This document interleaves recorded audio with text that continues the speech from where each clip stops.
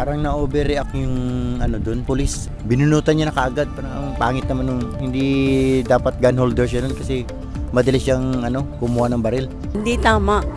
Mali yun. Dapat iparusahan. Kung sa amin yung nangyari, aywan ko lang. Aba, ako iba yata matay pa mauna. Hindi pa naputok ang baril.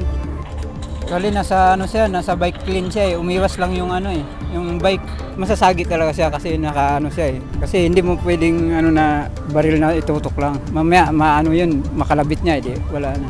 Siguro dahil na lang din sa niya yun, ng galit niya din siguro na disgrasya din siya. Hindi niya na napigilan yung sarili niya. Siguro sa akin nakita ko lang naman sa video yung pananutok eh. Siguro alamin natin siguro yung both sides ng story. Kasi malay mo, aggressive pa yung rider. Malay mo, nag-trip, gano'n. Hindi masabi. Sana po hindi niya na po muna tinutukan kasi may karapatan din po yung nagbabike na gumamit ng daanan. Sana na po pagdating po sa kalsada, lahat po tayo kalmado. Doon na po sa napanood ko pong video, wala na pong ginawa yung siklista. Siyempre po, nakakatakot rin po para sa amin. Grabe siya. Pulis pa siya bago gano'n ang niya, pambatok. Kaya may pulis siya eh. Kaya mahirap mong kagkalaban yung may baril. Hindi tama yung ginawa niya yun. At kasama na po natin ang man of the hour, si Ginoong Wilfredo Willie Gonzales. Sir, magandang araw po sa inyo. Magandang araw po din po, Katunying. Una-una po gusto naming magpasalamat dahil alam namin na napakarami pong nanghahunting sa inyo ng mga media, mainstream, saka po social media. Pero kami po ang inyong pinagbigyan. Salamat po. Opo. Honor po sa akin yung makaharap ko po kayo. Tsaka kayo po muna mag-interview sa akin po. Opo. Okay. Unang-una, kumusta na po kayo ngayon? Kayo po ay laman ng lahat na yata ng balitaan dahil po dun sa viral video po na nakita po ng lahat. Hindi ho ako napagkakatulog at lagi mataas din ho yung BP ko. At masama ho loob ko kasi nadamay ho yung family ko. Yun lang ho. Gusto ko rin po malaman, sir, ilang taon na po ba kayo ngayon? Kasi ngayon po kayo, siguro sometime in the past na nagko-cover ako sa pulis, nasasalubong ko kayo, pero baka hindi ko naman kayo napag-ukulan ng pansin. Ilang taon na po ba kayo ngayon? Magsi-64 na po. 64? Magsi-64 po. Opo. Okay. Ilang taon po ba kayong retired na mula nung nag-retire po? Nag-retiro po ako noong July 8, 2016 po. Opo. At kayo po ay nagsilbi sa Quezon City Police, tama po ba? Opo. Opo. Okay. Pagkatapos po ng inyong pagre-retiro, ano po yung inyong pinagkakaabalahan?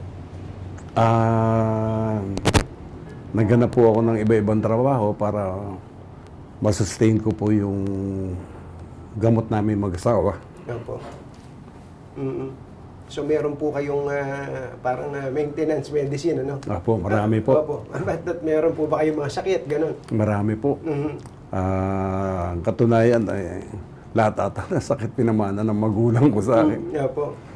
Tapos ka-opera ko lang din po sa spine.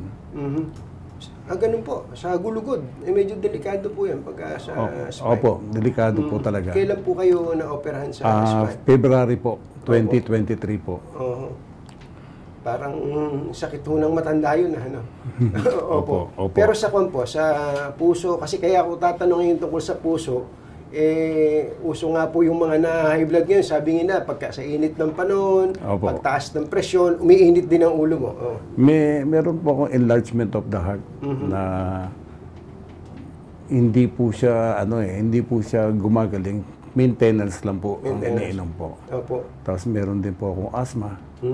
Kaya kanina hirap na hirap po akong umakyat. Opo, naku, pasensya na po kayo. Okay lang po. Pa namin kayo. Okay lang po. Opo. Pero may nabanggit kayo sa akin kanina na kayo po ay inatake na sa puso. Opo. Na-heart attack po ako nung dati. Opo. Pero sa awa ng Diyos, kayo ay nakasurvive sa heart attack po na yun. Opo. Na-confine po ako sa heart center. Tapos dapat iba-bypass operation po ako. Or open heart nung doktor ko po doon. Pero wala po akong financially, hindi ko po kaya. Hindi kayo financially capable, Hindi ano? po. Okay. Puntahan na po natin yung nangyari noong August 8. Opo. Ang nakita lang po namin at ang nakita ng ating mga kababayan, kayo po ay isang pulis na, pulis o ex-policeman na may kasagutang isang siklistang walang kalaban-laban at bigla nyo na lang sinampiga at kinasahan nyo ng baril. At ang nabuo po sa isip ng mga tao, napakabusadong pulis nito. Okay. Ano po bang nangyari? Ba't po ba umabot sa ganon? At least dun sa version ninyo. Nagmamaneho po ako ng kotse ko, traffic po sa along Espanya. Nung malapit na po kami ng Welcome Rotonda, pumreno po yung kotse sa harapan ko. So, pumreno rin po ako. Opo. Maya-maya biglang may bumangga po sa likod ko na malakas. Tinignan ko sa salamin, tinignan ko sa side mirror, kung kotse. Hinandbrake ko po yung sasakyan ko, binuksan ko yung pinto ko. Pagtayo ko puro sa may pintuan ko, nakita ko bisikleta po. Opo. Sabi sa akin, okay lang ho bang yung murang ginawa sa akin? Sabihin ko dito. Sabihin niyo po ng buo po. Sabi sa akin, bigla kang pumreno eh. Kung hindi ka ba namang gago eh. Sabi sa akin. Sabi, dinerty finger ako. Oh, sabi sa akin ganon. Sabi ko, ikaw ang gago. Sabi ko, ikaw ang bumangga sa akin. Bigla kang pumreno, gago ka eh. Tapos sinuntok ko yung kotse ko nung nakagwantes po siya nung may mga knuckles. Opo. Pang motor. Sinuntok po, UP po yung kotse ko. So kaya na UP yung ibabaw? UP po. UP ibabaw, okay. So, ginawa ko, lalapitan ko, tumakbo. Nagpasikot-sikot po siya sa mga sasakyan. Opo. Tapos, dumingon pa ng huli. Humabol ka kung kaya mo. Sabi sa akin, naka-dirty finger na naman. Nakabukas bintana nyo nun, kaya naririnig. Opo. Di ginawa ko po, nag-isip ako kung hahabulin ko kasi siyempre galing ako sa operasyon. Sabi ko, ano to, baka away pa to, ganito. Nag-isip po ako, pero nung may tumabi ho sa aking kotse, sabi niya, yung sumuntok ng kotse mo, nandun sa Quezon Avenue, hindi dyan sa E. Rodriguez. Dahil sa Kasi Welcome pasanga Rotonda, po. pakanan yung E. Rodriguez, padiretso yung Opo. Quezon Avenue. Okay po, sige po. Ginawa ko po, binagtas ko po yung Quezon Avenue, hinahanap-hanap ko. Opo. Hanggang nakita ko po siya, palinga-linga rin. Tinabihan ko po gano'n, sabi ko, tabi mo. Mag-usap tayo, tabi mo. Binangga mo ako, sinuntok mo yung kotse ko. Sabi sa akin, ulul. Sabi sa akin gano'n. Pumunta siya rin sa kaliwang side ko, ginawa ko, makikita nyo naman sa video ng CCTV footage ng kinabi ko po yung kotse ko sa kaliwa para maharang ko po siya. Ang ginawa po, ibinangga po yung bisikleta niya doon sa pintuan ko. Siguro para isip niya, hindi ako makababa. Ginanon niya, tapos sinuntok ko yung, yung side mirror ko. So makita yung side mirror ko, gumanon talaga eh. So bumaba na ako. Pagbaba ko, yung instinct ko ng dating pulis, sabi, yung baril natin nasa upuan natin. Napalingon ako doon sa nandun yung baril ko. Kinuha ko yung baril ko, sinukbit ko. Tapos, akmang tatakbo siya, makikita naman ho ninyo sa CCTV na gusto niya tumakbo ulit. So, dilakma ko yung yung batalya ng bisikleta. Naapilayan ako dahil hatakan ho kami. Inaamin ko sa silakbo ng damdamin ko na ko siya, na nabatukan ko. Nakita po namin yun eh. Sabi ko nga, sinampigan nyo eh. Opo.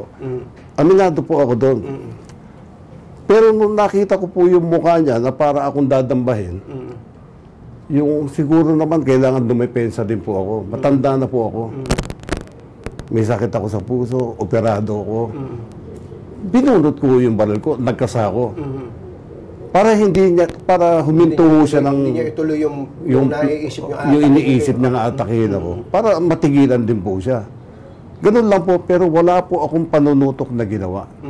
Maski sa lahat po ng video ng mga wala po akong panunutok na ginawa. Naka 45 degrees lang po ako. Kung dadakmain niya ako, mag-isip siya. huminto siya, di ba? Opo. So, doon lang po kasi yung video na nakita namin eh. Opo. Nagkasa kayo, tapos parang natigil na. Anong oras po ba na yun? Ano yung kasunod na pangyayari na hindi na nakuha na ng video? Paano nyo po siya nadala sa police station o paano ba kayo nakarating sa police station? Nagpatawag po ako ng mobile. Meron nung mga boy-boy doon na nakatambay. Opo.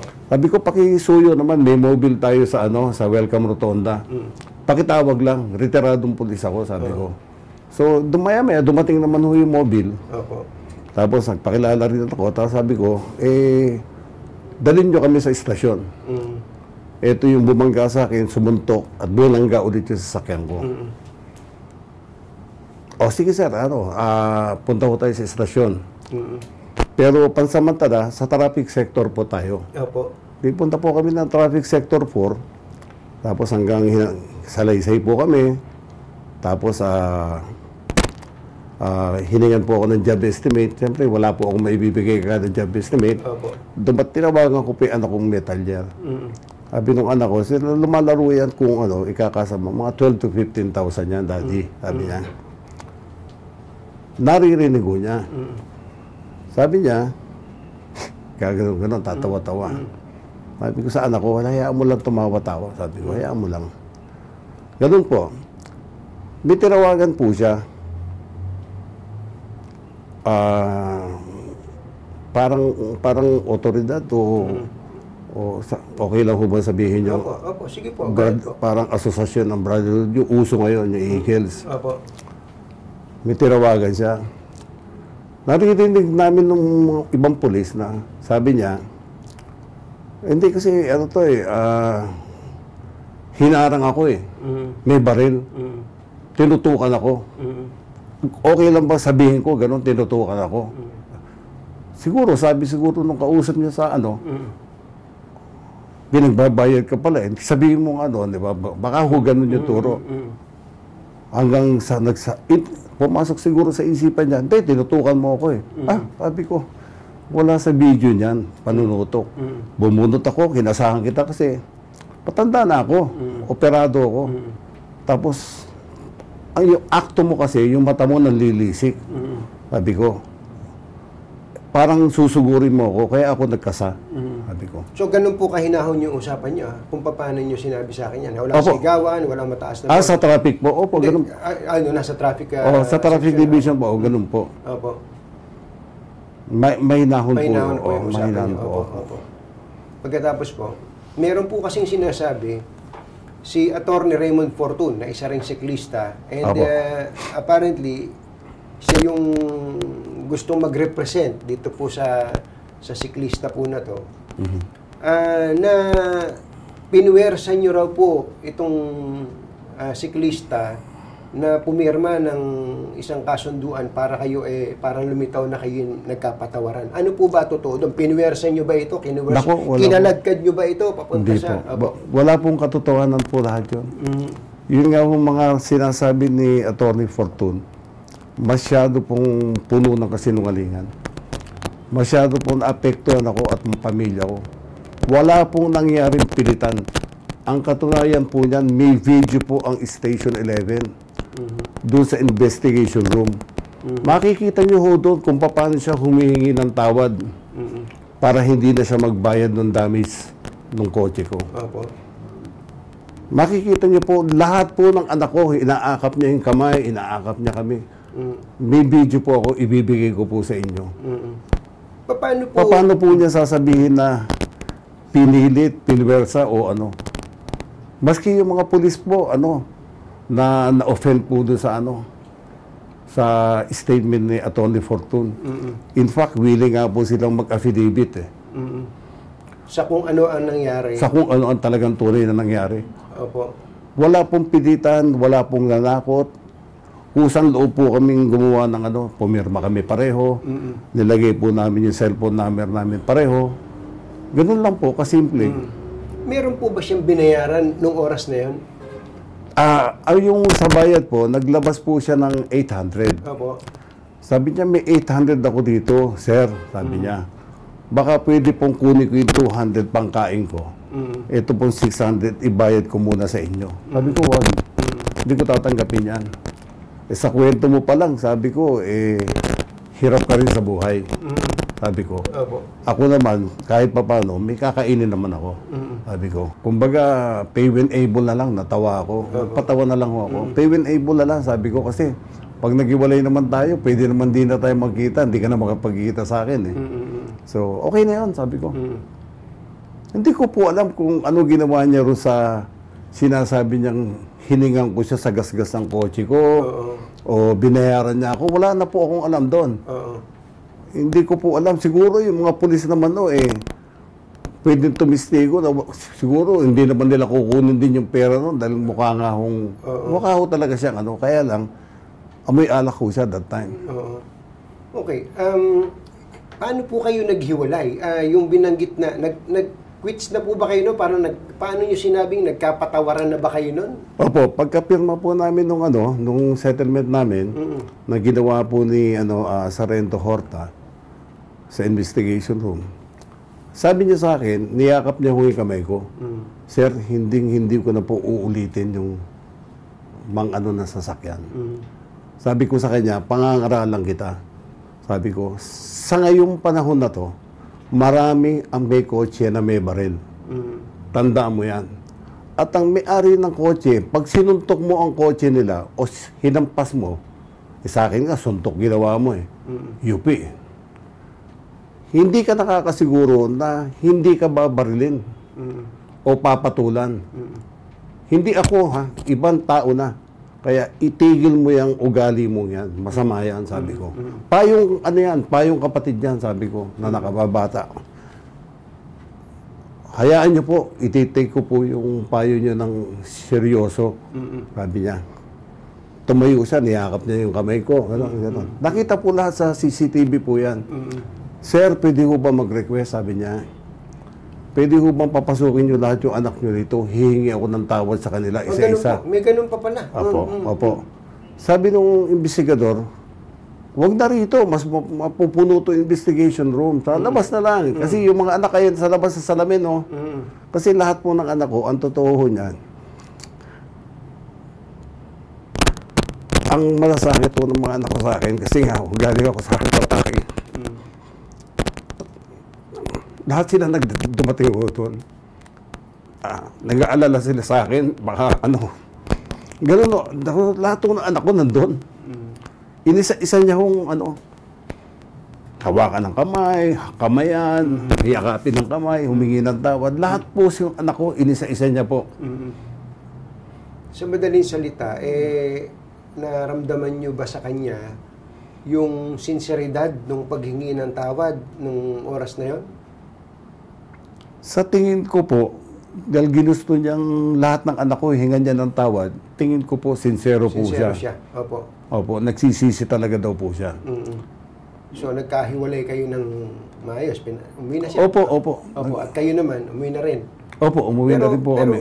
Pero meron po kaming basa sa balita na yun daw baril ninyo ay iniwanan ninyo sa police station. Tama po ba yung balita na?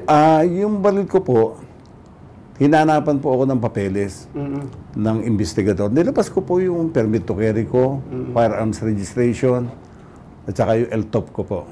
Nilabas ko rin yung baril ko, tinanggalan ko ng magazine, bala. Hanggang sabi nila, turn in na lang daw po muna.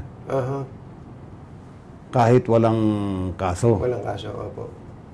O safekeeping na, parang ganun po. Para maghiwalay kayo ng, nakita nung, ayan. Sabi ko, pwede ko naman i-turn in. Kaya lang, wala naman akong file case. Sabi ko, nakaka-investigador din naman ako dati. Sabi ko, kung walang file case,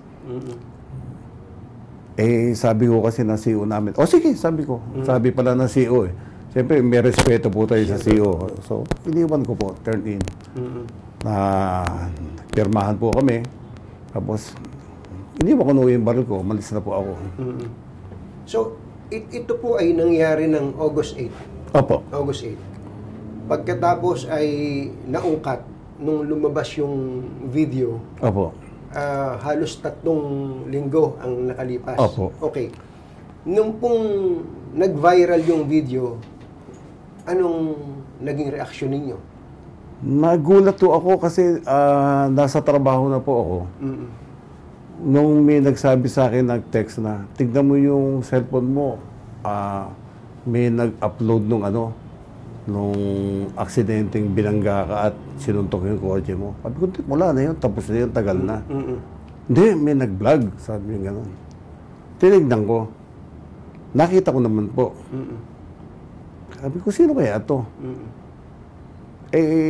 Sabi ko doon sa nakakaintindi sa cellphone, tingnan mo nga kung yung naka-aksidente ko yan, yung naka-enkwentro ko o ibang tao. Sabi niya, sir, iba eh. Sabi niya, iba. Okay.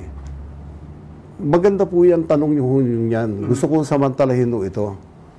Meron nung isang vlog na makikita nyo, wala pa yung tutukan. Hindi ko pa siya natututukan, hindi ko pa siya inaabot.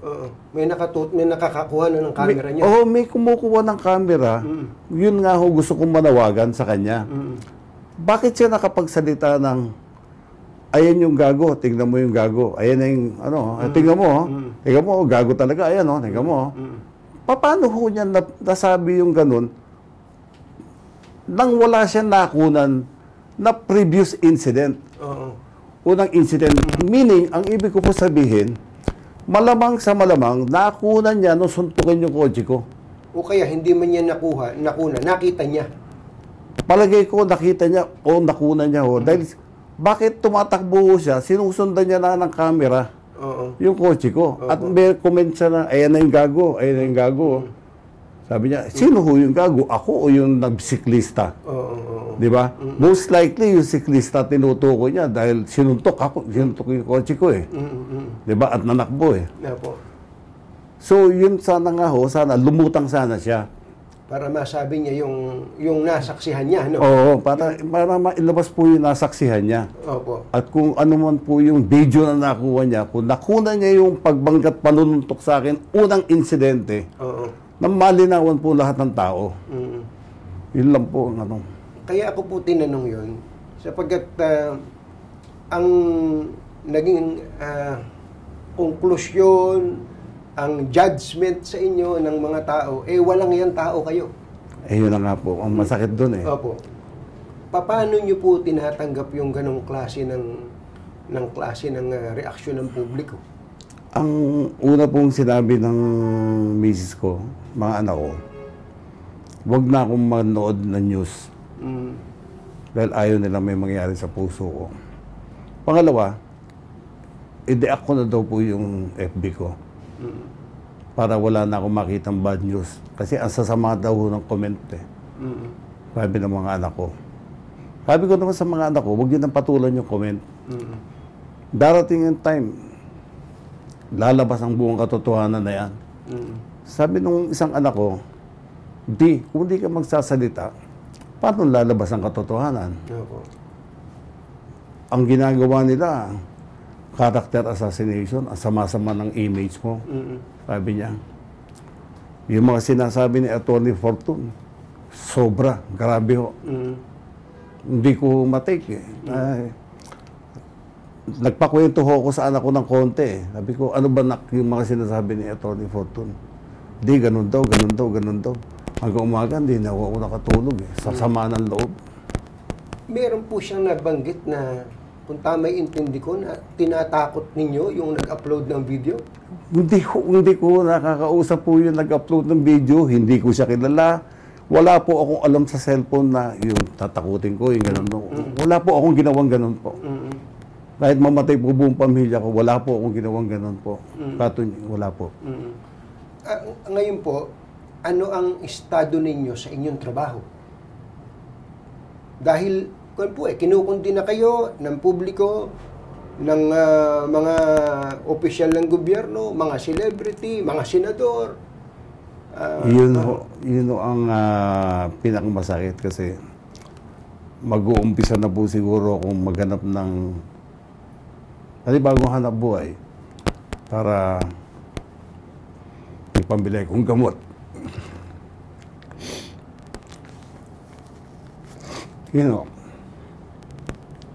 Mahirap po eh. Wala po tayong magagawa eh.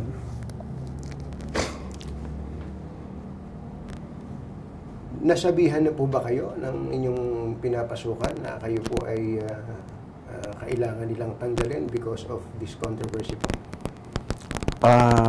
Actually, may pahiwatig na ho na ganun po. So, kaya nag-iisip na po ako paano ko isusustain yung gamot namin mag-asawa. Okay. Ang isa pong inuungkat ngayon sa inyo ay kayo daw po ay hindi mabuting pulis. Katunayan, ang record daw po niyo ay nagpapakita na kayo nasibak sa pagiging pulis. Klaruhin nyo nga po yun. Kayo po ba ay nasibak bilang pulis? Natanggal po ako, pero naibalik po ako at wala pong putol ang service record ko po. Hindi po pinaputol ang service record ko dahil mali, parang kung tutuusin po kasi, mali po yung yung ginawa sa akin na exonerated po ako May 30, 2006. June 1, 2006, same person po, same general ang nakapirma, pero iba po yung pirma. Hindi na po ako exonerated. Nilaban po namin ng lawyer ko yon. Bakit lumabas yon? Sabi niya, pa-authenticate tayo sa head of office ng pinanggalingan. Nagpa-authenticate po ako sa Bikutan. Ang sabi po nung opisina ng Bikutan, RIAS. Sabi niya, hindi namin pwedeng i-authenticate yan June 1 dahil wala kaming kopya niyan. Hindi yan lumabas sa amin. Kinausap ko po yung, at hiningan ko ng affidavit, yung nag-authenticate ng May 30, 2006 exoneration ko. Nagbigay po siya ng affidavit, si Teniente Mauro, parang Fajardo ata po. Nagbigay po siya ng affidavit niya na siya lang ang nag-authenticate sa opisinang yon ng mga desisyon. At wala siyang nakitang ganong desisyon na hindi ako exonerated. Kaya wala nga akong authentication eh. Ito sa akin pong hawak, dala ko po, original tsaka authenticated copy. Na kayo ay nalinis dun sa kasong ninyo na ipinail sa inyo administratively. Opo. Okay. Kailan po ba kayo nagretiro? Nagretiro po ako July 8, 2016 po. 2016. Okay. Ang isang tao po, ay isang pulis for that matter, bago magretiro, upang makapagretiro siya ng maayos, hingi siya ng clearance. Nabigyan po ba kayo ng clearance ng ombudsman, ng korte, ng IAS at iba pa? Lahat po ng agencies concerned, pagdating sa clearances, lahat po ako cleared. May kopya po ako niyan hanggang ngayon. Lahat po, ombudsman, Napolcom, RAB, NAB, lahat po, DADM, lahat po may clearance po ako. So, ano po ibig sabihin nun kung kayo may clearance? Ibig sabihin, wala kayong pending case? Wala ho akong pending case. Kasi kung may pending case po ang police, ilalagay po nila ron sa clearance with pending case. So, ibig sabihin, hindi ho kayo makakakuha ng lump sum. Nakakuha po ba kayo? Nakakuha po ako ng lump sum. Kaya lang, 2016 kanyo kayo nagretiro. Bakit ang sabi ni PNP spokesperson Jean Fajardo na parang 2 years later kayo biglang dinismiss? Pwede pa ho bang i-dismiss yung retired na? Yan po ang isa pong kinontes, in-MRan po namin. Nag-motion for reconsideration po kami dahil napakalaking mali po ata nun. Parang binabago na natin ang batas natin nun. But ang isang government employee, pagka nagretiro at nakakuha ng lump sum, meaning wala ka talagang kaso at wala ka ng connection sa PNP dahil civilian ka na. Kaya ibibigay sa iyo yung lump sum mo. Sa akin po, naibigay sa akin ang lump sum ko. Ito po ang kaduda-duda. Doon naggawa po ako ng motion for reconsideration. Pumunta po ako sa PRBS kung saan ko sinubmit yung 2 folder. Pang commutation of leave, yung tinatawag na CAL, yung pang lump sum. Nagulat po ako. Yung folder ko ng lump sum, wala na po doon. May receive po ako. Opo. Nandun po yung pangalan nung nag-receive. Hindi ko daw pwede makausap. Sabi ko, kausapin ko yung hepe. Wala rin yung hepe. So, araw-araw na lang na ginawa ng Diyos, nagpupunta ako. Ang sinasabi po, wala yung may hawak ng records. Pero may nakuha kayong pera, ha? Oh, pero may nakuha po ako sa land bank, sa ATM ko. Opo. Pagkatapos po nun, withdraw ko. Di, nag-iintay po ako ng monthly pension ko. Opo. Doon ko po nalaman na Dinismiss kayo? dinismiss pala po ako. Nino po? Ang nakapirma po si Chief PNP Bato de la Rosa. Samantalang ano po ang pinagmulan ba nung kaso na yon at kailan pa ho yun? Yung kaso pong yun, nagugat po yun sa kapitbahay ko po. Mga anong taon po yun? Ano ho yun 11 years na kaso na wata 11 years na kaso. Tapos 11 years po yung sa administrative po Opo. Yung sa MTC po, Metropolitan Trial Court, acquitted po ako. At napalabas po ng judge na nagbayad sila ng paid witness. At yung paid witness po, nag-testify at nagbigay ng judicial affidavit sa akin. At nag-testify doon, kaya acquit po ako. Opo. Okay. Pero ayaw pong pakinggan ng PNP. Yung acquittal ko, yung lumabas na paid witness, at ultimo yung barangay captain bilang head of the barangay po, di ba? Opo. Meron siyang authority. Siya po mismo nagbigay ng judicial affidavit na nung inaawat ko, sabi niya, nung naggugulo yung kapitbahay ko daw, sa harap ng gate ko, wala naman akong baril. Karga ko pa yung anak ko na bunso. In other words, hindi ho binigyan ng weight yung affidavit ng barangay captain. Opo. Na which is mali po, di ba? So medyo masalimuot pala yung inyong pinagdaanan. May tanong ako sa inyo, pakidiretso nyo lang yung sagot. Opo. Ano po ba ranggo ninyo? Magulo kasi nung SPO1 po ako, minagic po nila. Pagpunta ko po doon sa DPRM, may nagbulong na sa akin. Kunin mo kaagad yung mimeograph. Nung araw po, mimeograph pa ako. Kunin mo kaagad, baka mawala pa yan. May narinig ako, pinatatanggal ni General ano yan. Yung taga-mimeograph po namin doon, matanda eh. Sabi ko, Manong, naku, labas ka muna, sabi niya gano'n. Pinakuha lahat yung niran ko. Sabi niya, nakasama yung pangalan mo. Ano ginawa? Pinadispose eh. So, balik ako, PO3. So, from SPO, naging PO3 kayo. Opo. So, na-demote kayo sa papel. Tapos, Opo. Ba't may nakita ako sa ID nyo, doon sa lumalabas ngayon, PO1 lang kayo? Opo, yun lang nga po. Ang decision po ng NAPOLCOM, demotion of rank. Sabi ko, di ko pa rin tatanggapin yan. May nag-advise sa akin, General, Willie, tanggapin mo na yung demotion of rank kahit masama sa kalooban mo. Dahil wala kang kasalanan. Kesa namang nagugutom ang pamilya mo, yan, sisweldo ka na niya, ilang buwan na lang. So, ganun po ginawa ko. Tinanggap ko na lang po. Niyo. Paglabas po ng order, PO2 po. Nung mag-retiro po ako, PO1 na nakalagay. Medyo nalilito. Ba't kayo ginagano ng organisasyon? Actually po, yung piniki po nila, yung finorge po nilang pirma ni General Kasugbo. Niyakap po ako noon, nagkasalubong kami sa Camp Crame. Sabi niya, Willie, I'm very sorry, napag-utusan lang ako ng taas. Hindi, yun nga ang tanong ko. PO1, PO2, PO3, SPO1 lang naman kayo. Ba't kayo pagkukunan ng ganong klase ng atensyon? Ano ba nagawa nyo laban sa organisasyon o laban kanino mang opisyal ng organisasyon? Noong 1999 po, nag-whistleblower po ako.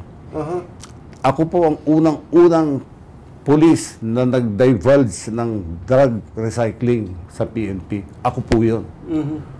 Ako po yung whistleblower sa Colonel Ovilla et al. Na nahatulan ng supreme penalty of death ni then Judge Diosdado Peralta. Naging Chief Justice po natin ng Supreme Court. Opo. Ang tingin ko po, sila po yung mga pukul ng kaso sa akin, kung ano-anong kaso. Pero hinarap ko po yan. Hanggang sarili ko na po, abogado, kinukuha ko. Maharap ko lang po yung mga kaso. Awa ng Diyos po, sa tulong ng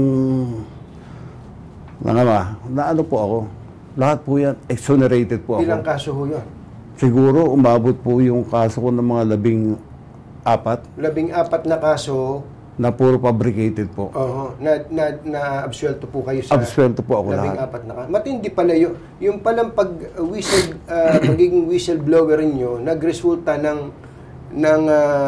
conviction ng isang mataas na opisyal ng PNP.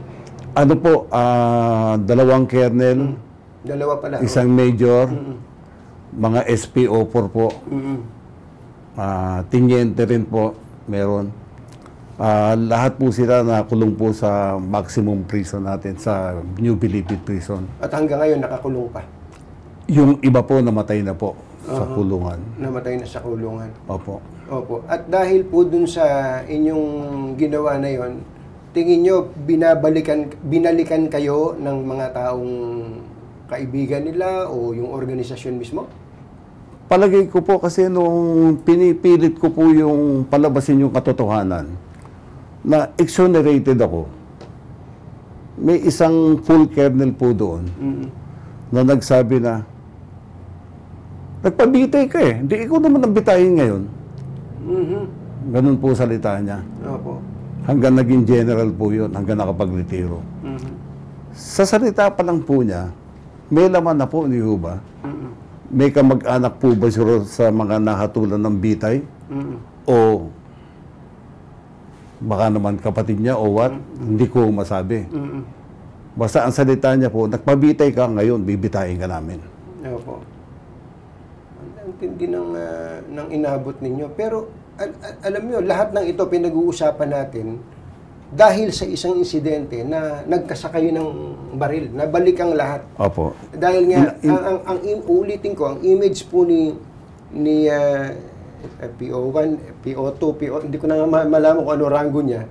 Ang image po ni Sir Willie dito, isa siyang masamang pulis. Okay. Ano katunayan na hindi kayo masamang pulis? Ako po ay naging model cop nung kasagsagan ng mga ninja cops na in-expose ko. Ako po ay naging model cop, good cops versus bad cops ng PNP para iangat po yung image ng police. So, tumanggap po ako ng parade and review. Bihira po nabibigyan doon sa national headquarters. Ang parade and review, nabigyan po ako ng special promotion, spot promotion, mga hindi ko naman hindi binigay sa akin talaga. Hindi ko in-implement. Marami po akong medalya at 2 times po akong na-recommend sa Outstanding Policeman of the Year po. Ang Knights of Columbus po, binigyan ako ng award ng Outstanding Policeman of the Year. Ang VACC po, binigyan po ako ng Outstanding Policeman of the Year. Na-recommend po ako sa bilang awardee ng buong PNP, buong Pilipinas noon, pero nawala yung papel. Parang minamagic nila pag na ho. Wala na ho akong masuungan. Sabi ko, sino pa kaya ang tutulong sa akin? Nagkatempa akong lumapit sa mga politiko. Pagka alam ng politiko ata na may tatamaan na politiko rin o general, binibitawan din ho ako. Ganun no kasakit ang inabot ko sa institusyon na pinagsilbihan ko ng tapat. Marami po akong medalya na earn. Kung walang iya po akong pulis, hindi po ako magkakaroon ng ganun kakapal na medalya po. Ang dami ko pong medalya. Wala akong timbang. Napakasakit to, di ba? Nandyan yung alam ni General San Diego kung paano ako magtrabaho. Tao siya ni Mayora, di ba? Alam ni General San Diego paano ako makapagbaril sa gitna ng kalye. Makapagligtas ng tao. Maraming beses ko po siya nakasama ng barilan sa gitna ng kalye. Makarescue lang ng kidnap victim na doktora. Na hindi ko iniisip yung buhay ko. Yung may iwan kong pamilya ko, kung mapapatay ako, ganun ko. Pero wala akong naging bearing, ganun. Parang wala ng buhay ko, binigay ko sa serbisyo, tapos wala man noon. Ina-appreciate nila nung kapapangyari pa lang, pero nung wala na. Nung gumaganti na sa akin yung mga yung mga nahatulan ng bitay na kami kamag-anak pa sa PNP. Kaya dati nga meron ako napanood sa inyo noon Sabi nyo, kung lilinisin talaga ang PNP, umpisahan sa taas, hindi sa baba. O baka pwedeng pagsabayin, sabi nyo, gano'n. Natatandaan ko po yun Totoo po yan. Ako po unang nag-expose ng drug recycling po sa PNP. Na nahatulan sila ng bitay. 11 po yun nahatulan ng bitay. So, ngayon po, ang pension nyo bilang retired policeman hindi po nabigay dahil dun sa dismissal sa inyo? Opo, hindi po. After you have retired? Hindi po. Wala po. Hindi ba ang mga pulis na nagre-retire, yun ang inaasahan? Alam nyo po, Katunying, ang maganda po yung tanong nyo. Marami po akong nakausap, siguro 1,000 po kami na ganyan po. Hindi po ibinibigay yung pension namin. At ang sinusukli sa amin, may kaso daw po ng dismissal. Imagine niyo po, 18 years, 11 years na kaso, exonerated ka, all the while, alam mo, tapos na. Nung nag-iintay ka ng pension, biglang sasabihin, hindi, dismiss ka. Ano naging epekto sa inyo? Napakasakit to. Sa pamilya niyo? Gusto niyo malaman, epekto sa akin noon. Nung ma-receive ko yung dismissal order ko, yung time na heart attack ako. Yung po mismo oras na yun, tinakbo po ako, inatake po ako. Ganun po kasakit. Kasi nagserbisyo po ako na maayos. Ang lolo ko po, chief of police ng Hagonoy, Bulacan. Nagserbisyo rin ng tapat. Ang nag-iisang kapatid na brother ng nanay ko, naging deputy chief of police din ng Hagonoy, isang mabait na police din po. Lahi po kami ng police. Ang panganay po namin, police din po. Kaya lang patay na po siya. Wala po kaming bad record na yung nangutong, ganito. Wala po. Kahit po sardinas ang kainin ng pamilya ko, okay na po sa akin yun. Ako, katunayan po, ako po ang nag-surrender ng 3 million bribe money. Binribe ako ni Jimmy Tan. Yung drug lord po. Sinurrender ko po kay Colonel Ovilla at Colonel De La Cruz. Yung pala, ninakaw lang pala nila. Kaya sila nahatulan din ng bitay doon. Kung yun po, walang akong pulis, sana binuls ako na po yun. Sabi nga ako ng mga kasamahan kong pulis minsan sa Rento Gonzales, yung pagiging matino mong pulis, may halong katangahan. Wala naman nakakaalam na binigyan ka ng 3 milyon Diba? Sila naglagay sa tanak ng kotse mo. Bakit tumuloy-tuloy ka pa na surrender? Hindi. Nung hindi nabigay yung pension nyo pagkatapos ng lump sum, kumusta yung mga anak nyo? Di ba may pinapaaral kayo? Paano ho yan? Yung time na pong yun, 4 na anak ko po ang kolehiyo. Lahat po tigil po sila sa pag-aaral. Tapos, may konti po meron po akong water station na maliit. Lahat po kami, nagdi-deliver po mga anak ko kahit ulanin, arawin sila. nagdi-deliver po. Ang misis ko, naglo-load po, nagre-refill. Wala po kaming boy. So pag kumita na po kami ng mga alas 4 ng hapon, makakabili na kami ng ulam. Pero kadalasan po, ang almusal, tanghalian, hapunan, sama-sama po yun sa oras na alas 11 ng gabi. Ganun po dinanas ko. Ganun kahirap po. Ano gusto niyo sabihin kay Attorney Fortune? Na ang sabi niya, nag-iingat daw siya.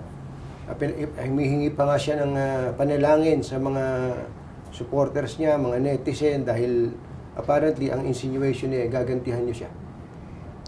Para po kay Attorney Fortune, sana makonsensya po siya sa mga sinasabi niyang kasinungalingan.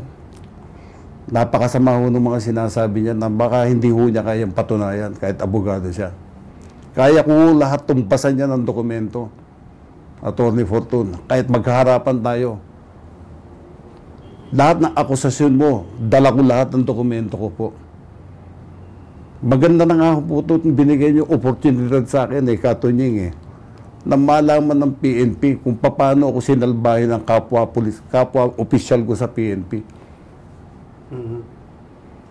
Katunayan ho yan, nireview po na isang general yan, 3-star general yung kaso ko. 1 year and a half ago. Active po siya ngayon. Sabi niya, maupo ka nga, ito, Colonel, abogado, reviewin mo nga yan. Ang sinabi po nung Colonel niya, General, sinalbahe po si Gonzales. Dapat po hindi po dinismiss. Kumpleto po ang dokumento niya. Nasingitan ho sila ng fake, forged na pirma. Pero, bakit po umakyat sa PNP yun? Hindi ho ba? Ano yun? Nagmamani over sila ng papel na forged ang signature? Hindi ko po sila inaakusahan, pero kaya ko pong iharap yung dokumento sa kanila. Meron po ba kayong gustong sabihin sa publiko, sa mga kababayan natin, na sabi ko nga kanina, kayo ay, ang tingin sa inyo ay masamang tao? Ngayon naman siguro po, Katunying, mapapanood nila ito, at handa po akong humarap kahit saan po para ilabas yung katotohanan.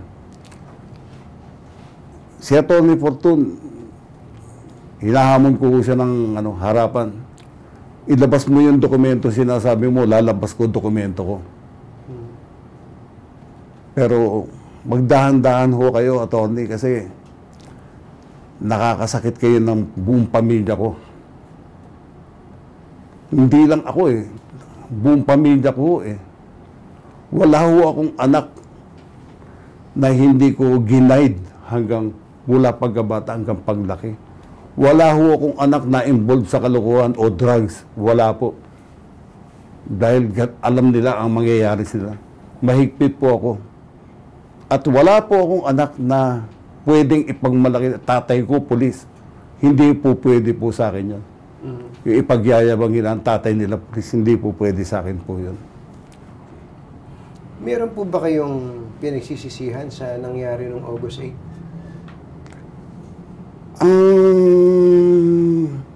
May nagsabi po sa akin yan, may nag-comment daw po sa FB o doon sa vlogger na yung press con ko daw po, walang remorse yung mukha ko.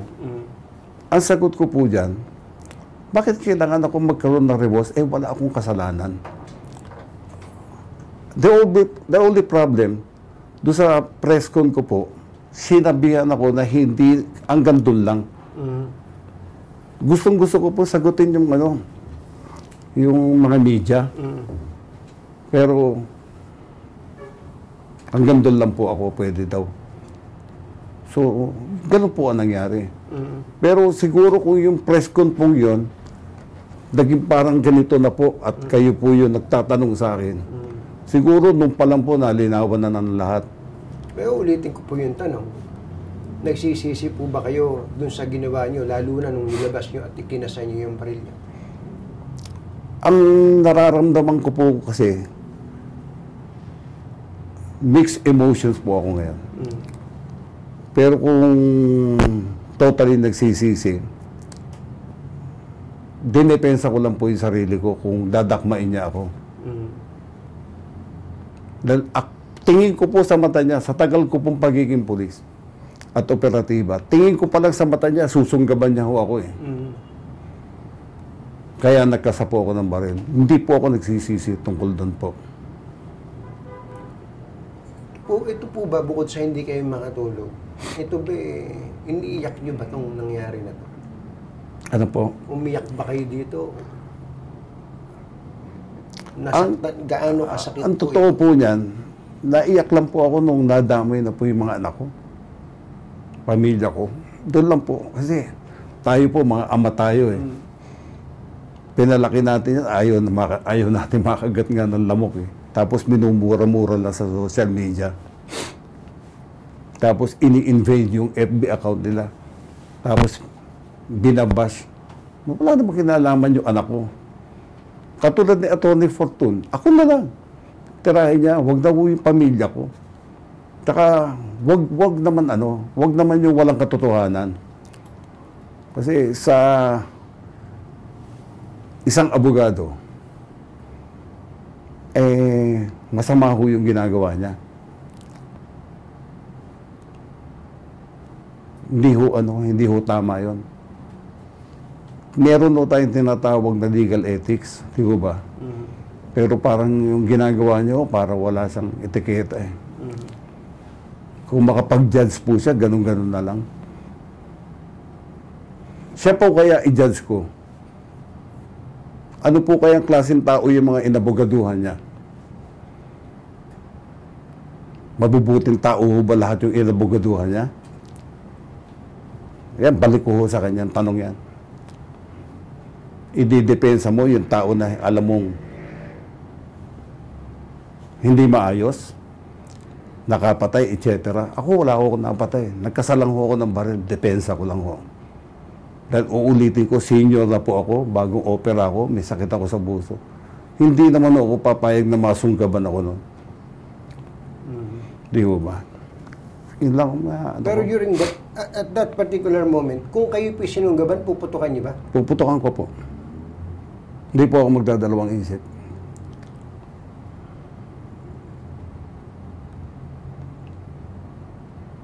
Puputukan ko po. Kasi ang iniisip ko yung may clear and present danger, no? Opo. Yun ang pag-unawa nyo. Kasi ang isang siklista po kasi na may belt bag, hindi po, lagi po yan may laman na tools. Either screwdriver, Phillips screw, o cutter. Siyempre, ako bilang matagal akong pulis, operatiba, investigador din. Yung tingin ko sa mata niya na gusto niya akong sunggaban, pagkatapos ko siyang batukan, yung kamay niya po, pahawak na po doon sa zipper ng belt bag niya. Kaya hindi po ako magdadalawang isip na barilin siya kung sinunggaban niya po ako.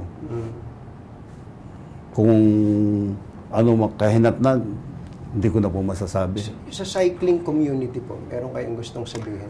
Sa cycling community po, gusto ko lang po sanang ipaabot na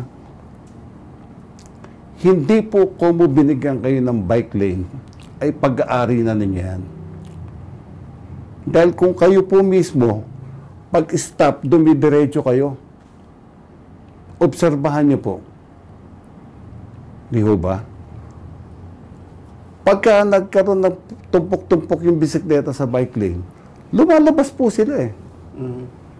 Nanggigit-git pa nga sa pagitan ng dalawang kotse. Diba? Ginaya na rin nila yung mga motor. No offense po sa cycling community. Dapat po siguro magkaroon din tayo ng disiplina. Yung pong desisyon ng Firearms and Explosives Office ay kansilahin ang inyong lisensya, pati sa ibang baril ninyo.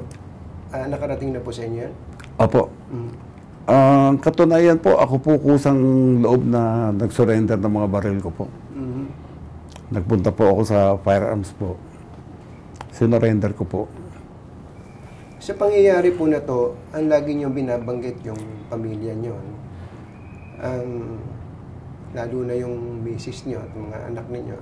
Ano pong gusto niyo sabihin sa mag-iina po ninyo?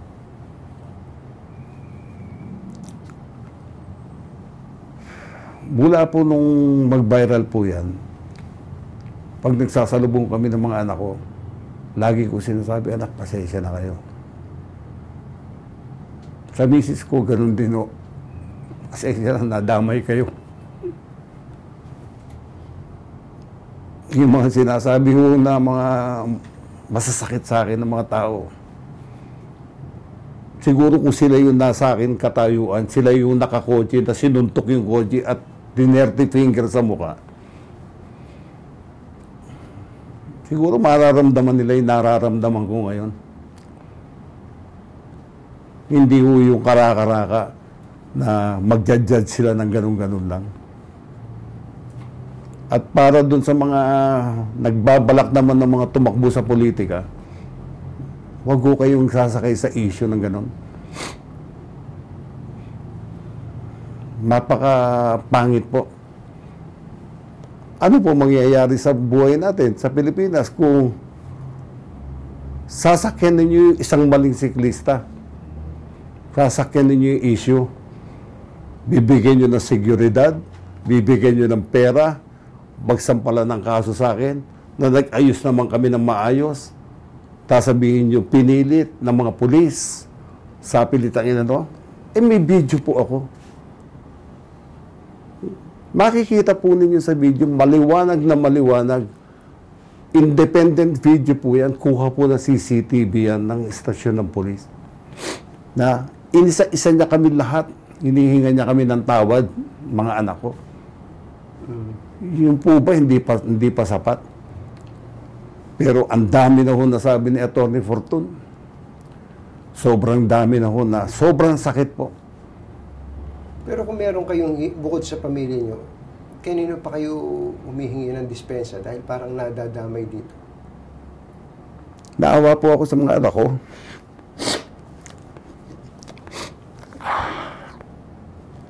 Sa asawa ko, sa mga kaibigan ko at mga kaopisina ko. Kasi lahat po ng mga kaopisina ko mababait po sa akin eh. Kay General Torre, halimbawa? Kay General Torre po, malaki po pasalamat ko sa kanya. Binigyan niya po ako ng pagkakataon na voluntaryo sumuko sa kanya. Pero ngayon po, siya po ay target ng isang matinding hate campaign ng mga netizens. Naawa po ako sa kanya kasi tama lang naman po ang ginawa niya. Wala po siyang ginawang mali. Hindi po niya ako kinampihan o ano pa man. Nagpresenta siya sa akin sa media ng nakaayon lang po sa batas. Baka lang ho siguro merong isang tao dyan o dalawang tao na gusto mangyari, ipresenta ako na nakaposas. Meron bang gano'n? Palagay ko parang meron parang behind na gano'n eh. Kaya minamasama si General Torre. Si General Torre po, saludo po ako dyan sa dami ng accomplishment niyan. Matinong general po yan. Kung nadamay po siya dahil sa issue nung sa aking viral issue po, humingi po ako ng pasensya sa kanya. Pati karir niya baka masira, naawa po ako sa pamilya rin niya. Sana naman, wag nilang ibas si General Torre. Mabait na tao po yan. Baka ma-relieve pa nga eh. Balita ko po, dahil sa isang hindi na kontento pong tao, na mataas na tao, na hindi na kontento sa ginawa ni General Torre, na press con. Maawa po ako sa kanya. At humihingi po ako ng pasensya at nadamay po siya sa akin. Well, again, Sarge, hindi ko alam kung ano tatawag ko sa inyo, pero sir na lang, sir. Maraming salamat po sa pagkakataon. Maraming salamat sa din po. Sa pagtitiwala po na ibinigay niyo po sa amin. Ano? Siyempre po. Opo. Salamat po Salamat sa inyo po. at nagkaharap po tayo ngayon. Ang atin lang namang kahilingan sa ating mga kababayan, at ito, hindi lang sa kaso ni Sargento Wilfredo Gonzales, kundi sa iba pang mga usapin. Ang aking pakiusap sa lahat ng tao, lagi nating tingnan yung kabuuan ng larawan. Hindi yung patsi lang. Kasi madalas ganun ang nangyayari sa atin Kung ano yung nakita natin, kung ano yung yung nag-viral, doon na tayo, galit na tayo sa isang tao. Hindi ko kinakampihan si Sargento rito, pero ang gusto ko lang, balansihin natin ang lahat na naririnig natin bago tayo humantong sa isang pagdidesisyon. Magbabalik po kami.